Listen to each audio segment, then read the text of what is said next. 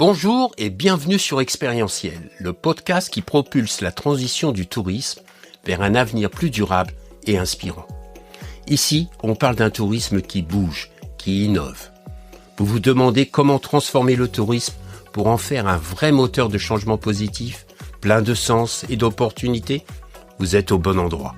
On va à la rencontre de celles et ceux qui font bouger les lignes. Des pros passionnés, des jeunes qui osent, des experts qui bousculent les idées reçues, tous unis par un même objectif, rendre le tourisme plus responsable, plus inspirant.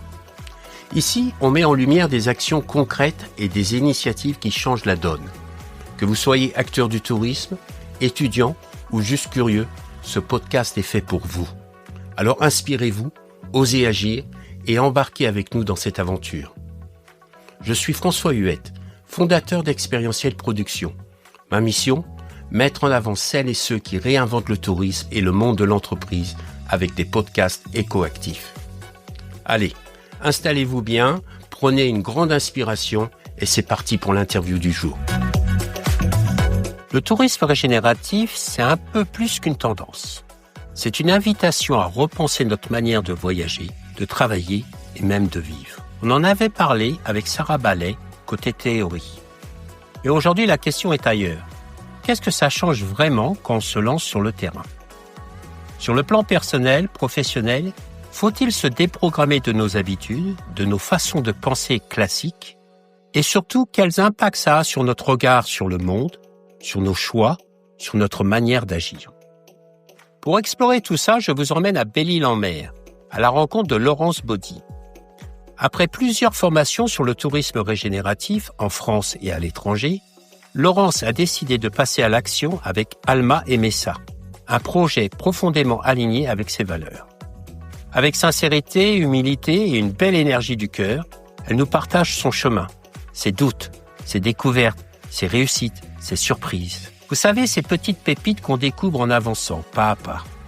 Mais aussi, et c'est peut-être le plus touchant, sa place sur sa destination et la manière dont elle tisse des liens avec les habitants, pour faire du tourisme un véritable moteur de respect, d'écoute et de partage. Alors installez-vous, ouvrez grand vos oreilles et vos cœurs, on part ensemble sur ce chemin du régénératif, où chaque pas transforme aussi ceux qui osent avancer. Bonjour Laurence, je suis ravi de vous accueillir sur les ondes d'Expérientiel parce que ça fait longtemps que je vous suis sur une autre thématique que celle qu'on va parler aujourd'hui, mais je suis vraiment ravi de vous accueillir. Comment allez-vous? Eh bien, c'est moi qui vous remercie parce que ça fait longtemps que je vous suis également et j'ai trouvé des belles sources d'inspiration sur votre podcast. Bravo pour la qualité, voilà, et vos choix d'intervenants. Je vais bien, ça va. Je sors d'un gros rhume, mais ça devrait aller. Alors dites-nous où vous êtes. Donc, au large de la presqu'île de Quiberon et juste en face de moi, j'ai les îles de Watt et Edic. Que ça veut dire que j'ai une vue sur l'océan et c'est très chouette. Ouais, vous m'avez montré un petit aperçu, c'est sympa. J'imagine le matin avec une tasse de café assis sur la terrasse à regarder ce paysage. C'était une belle manière de commencer la journée. Ouais. Et de trouver aussi de l'inspiration. C'est aussi une des raisons pour lesquelles j'ai atterri ici. Rentrons dans le vif du sujet. Moi, je vous connais, je vous suis, mais tout le monde ne vous connaît pas, même si vous avez un réseau fantastique dans le secteur du tourisme. Pouvez-vous nous dire qui vous êtes? Je suis Laurence Baudy. Ça fait 15 ans que je travaille sur des thématiques de design. Alors, design d'expérience, design de service, mais aussi design d'écosystème à impact. Et j'ai collaboré avec de nombreux territoires, notamment sur des problématiques touristiques, en lien avec la fréquentation, avec l'aménagement, avec l'accueil des visiteurs ou des habitants dans beaucoup de régions de France. Mais j'ai aussi collaboré avec des établissements culturels et touristiques de premier plan. Avec l'objectif de focaliser sur l'expérience client, c'est ça? Oui, alors dans ce que j'ai fait ces 15 dernières années, effectivement, l'idée c'était de redesigner l'expérience et de remettre en place des dispositifs qui étaient plus source d'enchantement. L'idée c'était de dépasser la qualité de service et la satisfaction pour aller vers le Graal des notes 9 et 10 du NPS, en fait. L'expérience client, c'est quoi exactement? Alors, l'expérience client, c'est un ensemble de méthodes et d'outils qui sont centrés sur l'humain, collaborateur et client, pour mettre en place des stratégies de transformation destinées à enchanter les clients. L'idée, c'est de passer d'une logique d'amélioration de la qualité et de la satisfaction à une logique d'enchantement dans le but de fidéliser. La fidélisation est source de beaucoup de choses très positives, comme notamment l'amélioration de la marge et la moindre sensibilité au prix. Et donc, de mettre en place ce type de stratégie permettait justement de ne pas faire la course au volume, en fait. Et cette approche qui est très qualitative et qui est très centrée sur les besoins exprimés et non exprimés des clients et des collaborateurs, permettait justement de mettre en place des véritables mécaniques de fidélisation et de co-création à l'intérieur des entreprises et des territoires auxquels elles étaient destinées. Alors, comment on passe de l'expérience client et qu'on progresse vers le régénératif? Ça paraît un peu loin, c'est vrai, comme ça vu de l'extérieur, mais vu de l'extérieur seulement, parce que quand on a fait du design, en fait, et quand on a fait aussi du design systémique, quand on s'intéresse aux écosystèmes et à à la mécanique des écosystèmes, eh bien, on se rend compte qu'il y a des points communs et que la voie de passage est très, je dirais, naturelle, en fait. Et quand j'ai quitté le monde de l'expérience client en 2023, j'ai fermé ma société de conseil. Je me suis posé la question, alors un petit peu en amont quand même, voilà, c'est quoi l'étape d'après? Comment est-ce que je vais pouvoir capitaliser sur l'expérience que j'ai acquise pendant ces 15 années, sur ma connaissance des territoires, mais également du tourisme dans ces territoires, et qu'est-ce que je vais pouvoir apporter de plus qui va permettre de satisfaire, en fait, et de répondre aux besoins qu'ont les territoires de sens et d'accompagnement à la transition. Et en fait, c'est le régénératif qui m'a apporté cette réponse, sachant que l'approche régénérative, elle existe depuis une soixantaine d'années ailleurs qu'en France, hein, c'est pas une approche nouvelle, mais elle est arrivée par le durable en France, enfin, et dans d'autres pays, et c'est un raccourci un peu rapide que de dire que c'est un nouveau terme pour désigner le durable. En fait, ce qui rejoint le design écosystémique et le régénératif, c'est justement les systémies, en fait. Cette façon d'aborder le tourisme par le territoire et par les communautés qui l'habitent, et d'en faire quelque chose qui est assez large à appréhender et qui permet d'aller dans les profondeurs et dans les causes racines des déséquilibres que le tourisme produit. Ce travail que vous avez fait sur le régénératif, est-ce que aussi ça répond à un besoin personnel, à un questionnement personnel? Ah bah, nécessairement, hein, on peut pas faire de régénératif sans se régénérer soi-même. Alors je l'ai un peu appris à mes dépens parce que j'étais pas partie faire ça au début, et puis il a fallu quand même que je réalise qu'il faut se reconnecter à soi avant de se reconnecter aux autres et au territoire, que c'est quand même une approche qui va chercher très profondément en soi, et qui, pour aller justement dans l'authenticité et dans cette force de connexion qui est très sincère et véritable, on a besoin d'une disponibilité et d'un niveau de conscience qui sont très importants. Et c'est vrai que ça change des approches classiques qui sont plus basées sur l'efficacité, l'efficience, la performance. Et là, on est plus dans quelque chose qui est de l'ordre du sensible, de l'intuitif et de l'écoute profonde. Donc oui, en ce sens, c'est un double travail d'écoute du territoire, d'écoute des habitants et d'écoute de soi pour permettre ces 3 niveaux de reconnexion, en fait. Ça fait quelques années que vous étudiez le régénératif. Vous pouvez nous en dire un peu plus? Où c'est que vous avez été chercher la connaissance, l'expérience? Au début, j'y connaissais pas grand-chose parce que ça s'improvise pas du tout, et moi qui n'avais pas de passé dans le tourisme durable ou dans le développement durable ou dans la RSE, qui avait plus un passé donc de designer, eh bien, il a fallu quand même que je trouve une voie d'approche, et cette voie d'approche, elle m'a été donnée par Diane Dredge, en fait, qui est un organisme qui s'appelle The Tourism Collab, qui est à Melbourne, en Australie, et qui a développé donc des dispositifs régénératifs dans des territoires insulaires en Australie et en Nouvelle-Zélande, et qui, par la pratique, en fait, donnait accès à d'autres personnes dans le monde qui s'intéressaient à ces dispositifs assez pratiques. Et donc, c'est par la pratique et par le transfert de pratique qu'on accède le plus facilement au régénératif. Donc ça, c'était la première étape, c'était de me former auprès de Tourisme Collab à la pratique régénérative à partir de cas d'école, donc qui sont des îles de Flinders, qui sont un cas très connu en Nouvelle-Zélande, sur lequel on peut s'appuyer pour s'entraîner à son tour à développer son propre projet, ce qui a été mon cas, puisque je suis en train de développer un projet à Billionaire. Donc d'avoir un cas d'école sur lequel s'appuyer pour mettre en pratique directement sur un cas concret, ça aide nécessairement. Ensuite, je me suis initiée en français donc avec la Butterfly School d'AXA Climate que je recommande à quiconque s'intéresse au régénératif. Dans cette formation, Christophe Sampels de l'UMIA donc interne de manière très extensive. Donc c'est à cette occasion que je l'ai connu. Et puis après, j'ai voulu en savoir plus et aller plus loin en fait pour intégrer ça de manière professionnelle dans ma pratique. Et là, je me suis rapprochée. J'ai sauté dans le wagon de la première cohorte en français de Régénésis, de la pratique donc du développement régénératif. Et comment ce chemin sur le régénératif vous a transformé personnellement? Ça m'a transformée dans le sens où ça m'a rendue plus consciente de mon environnement.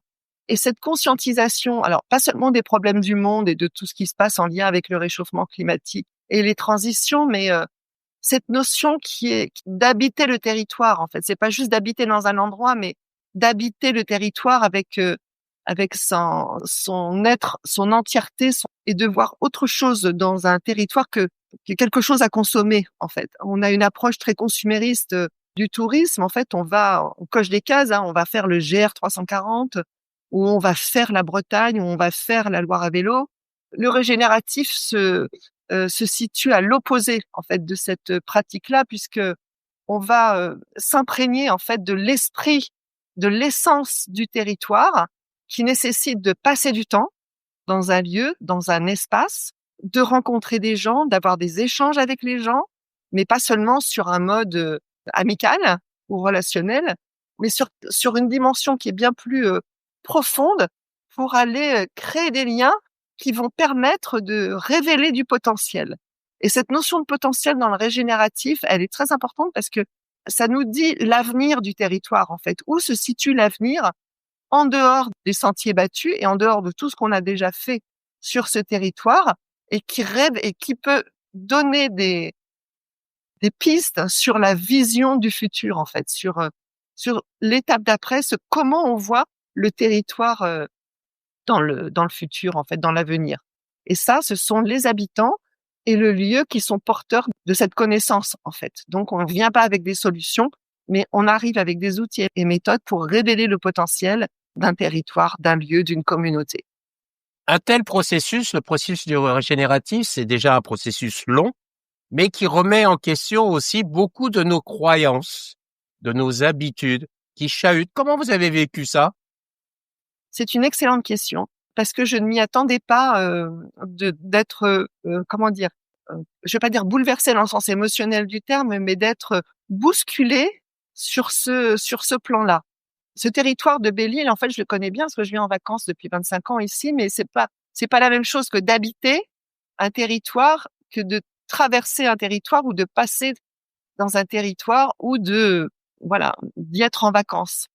Et en fait, la manière dont ça m'a bousculée est venue sur du côté de la lenteur et des choses auxquelles on ne s'attend pas. En fait, il y a des effets de cliquet qui arrivent, qui permettent de déclencher des découvertes ou des prises de conscience qui sont absolument inattendues.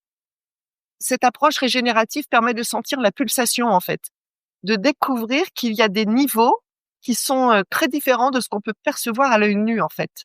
Et ces niveaux sont liés à ce que vivent les gens ici, la manière dont ils habitent le territoire, les expériences qu'ils en font, les habitudes qu'ils y ont, les choses qui les rend heureux également, parce que ça peut être un territoire à la fois très difficile à vivre pour certaines personnes, mais très très source de prospérité et de joie pour d'autres.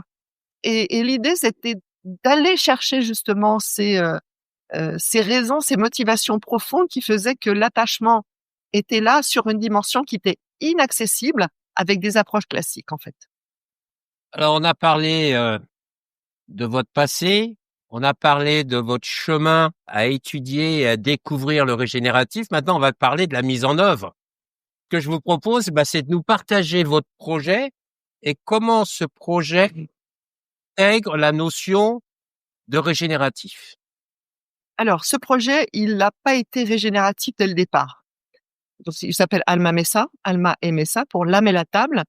Donc, il se situe physiquement donc sur la commune de Locmaria à Belle-Île-en-Mer, sur un très grand terrain donc exposé sud-est et donc à l'abri des vents dominants, ce qui fait qu'il est particulièrement agréable pour organiser des séminaires, pour organiser des événements en lien avec voilà les transitions, l'impact positif, le régénératif, etc. Donc, il est à la fois destiné dans sa partie commerciale aux entreprises à impact qui ont envie de s'inspirer à Belle-Île et de faire des choses en pleine nature, et à la fois aux habitants qui vont trouver ici un lieu d'accueil pour se réunir, pour apprendre, pour grandir sur les thématiques de la transition, pour partager des capacités, des pratiques, des savoir-faire auprès de la communauté. Et ce lieu, il est mis gratuitement à disposition de la communauté. C'est aussi un lieu d'émergence où on va accueillir des porteurs de projets qui vont tester un concept ou qui vont se faire la main sur une nouvelle compétence. On a, par exemple, je vais vous citer l'exemple du potager en permaculture, qui est une parcelle de 600 mètres carrés qu'on a cédée sous un contrat de Comoda à une jeune fille de Belle-Île pour qu'elle puisse réaliser son potager donc en permaculture avant d'enchaîner sur sa formation en permaculture. Donc voilà, donc pendant 1 an, elle a créé ce potager, elle a fait pousser des plantes, des fleurs, des légumes. Voilà, et on est en train d'imaginer l'étape d'après pour ce potager. Et comme on est dans une logique de contribution, la contribution d'Alma Messa, c'était de lui fournir un espace d'accueil pour son projet. Et sa contribution, ça va être de former donc au démarrage de potager en permaculture aux habitantes qui le souhaitent à Belle-Île. Et d'autres choses, parce que le cadre n'est absolument pas figé. Ce qui est important par rapport à un projet classique et qui distingue les projets régénératifs des autres projets, c'est qu'on est au service, en fait. C'est un projet qui est au service de la communauté, c'est-à-dire qu'il n'a pas de mission précise en dehors de celle d'accompagner la transition et de contribuer à la régénération de la communauté et du territoire. On part des besoins des gens, en fait. Donc régulièrement, on va au-devant de la communauté, on dit ce qu'on a fait, on raconte et on leur dit voilà, maintenant à vous de nous dire de quoi avez-vous besoin. Que voulez-vous qu'on fasse ici pour vous aider, pour vous accompagner? Comment réagit la population, les élus, les acteurs locaux par rapport à un tel projet? La particularité de cette approche, c'est qu'il faut faire partie de la communauté pour pouvoir dérouler un projet comme celui-ci. Arriver en tant que consultant, pour moi, ça aurait absolument pas été possible. Il faut créer un lien de confiance. Et ce lien de confiance, j'y suis allée de manière extrêmement lente. On y va lentement, on y va avec délicatesse, on y va avec beaucoup de sensibilité et on est très, très attentif aux réactions. L'idée, c'est de pas brusquer, pas bousculer, pas arriver en terrain conquis en pensant savoir de quoi les gens ont besoin. On ne sait pas. C'est une approche qui est faite de beaucoup d'empathie et beaucoup d'authenticité et de sincérité. Et puis, atelier après atelier, ils ont compris que, voilà, j'attendais rien d'eux, que ce projet était au service. Alors, bien sûr, Alma Messa est une société de l'ESS, mais on n'était pas là pour leur demander quelque chose en échange. Que le projet, il était vraiment à leur disposition pour pouvoir exprimer leur potentiel. Et on est beaucoup dans le lien. C'est tisser des interrelations entre les gens, atelier après atelier, réunion après réunion. On va faire en sorte que cette communauté, elle se connaît mieux. elle s'apprécie et elle a envie de se projeter dans un futur qui est désirable. Vous avez mentionné plusieurs fois la notion de temps, de temporalité, de temps long, de lenteur. Est-ce que c'est facile parce qu'on est quand même dans une société où l'instantané est pratiquement présent dans notre quotidien tous les jours? Et là, on va dans le sens inverse. Est-ce que pour vous et pour les parties prenantes de ce projet, c'est quelque chose qui est facile, même, je dirais, agréable? Alors, il y a mon niveau, qui est celui de l'animateur, on va dire, de communauté, et il y a le niveau des parties prenantes. Forcément, les perceptions sont pas les mêmes. Il a fallu que je me mette au tempo. Et un tempo d'une île, c'est un tempo qui est très lent par rapport au tempo d'une ville. Ce changement de vie a été pour moi probablement la chose la plus difficile, car il a fallu que je lâche prise et que j'accepte de me laisser porter par cette lenteur. C'est là que le territoire m'a bien eu. J'ai apprécié d'avoir été chamboulée comme ça et d'avoir été déprogrammée, parce que je n'hésite pas à dire, voilà, je me suis complètement inversée de ce point de vue-là. Et au final, je pense que du point de vue de la santé physique, mentale et de tout ce qui tourne autour, il y a un vrai changement de vie, alors que je n'étais pas venue là pour ça au départ. Est-ce que vous êtes en train de me dire que d'une certaine manière, grâce à ce projet, grâce à cette exploration du régénératif, vous vous régénérez vous-même Oui, c'est exactement ça. Et j'étais pas partie pour. et Donc, ça fait du bien? bah oui, oui, parce que c'était inattendu. Comme je ne savais pas ce que j'allais découvrir en chemin, eh bien, le fait de me laisser porter et de laisser ce territoire me guider vers ce qui était bon pour lui, eh bien, m'a permis de renouer avec des aspects de moi-même, au final, que je n'avais pas exercés ou mal exercés depuis un certain temps. Donc, oui, quelque part, j'ai redécouvert des choses qui m'ont fait du bien. Donc, c'est de la régénération, tout à fait. Alors, il y a sûrement des dirigeants, des acteurs du tourisme qui écoutent ce podcast et qui ont entendu parler du régénératif parce qu'aujourd'hui, on en parle quand même pas mal. On en parle même des fois un peu à toutes les sauces.